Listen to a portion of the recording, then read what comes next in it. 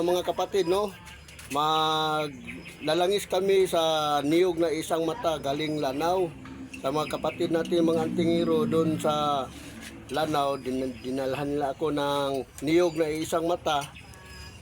Bali 20 city, lahat yan. Lalangisin natin ngayon, araw. Pakita mo yung niyog natin na isang mata.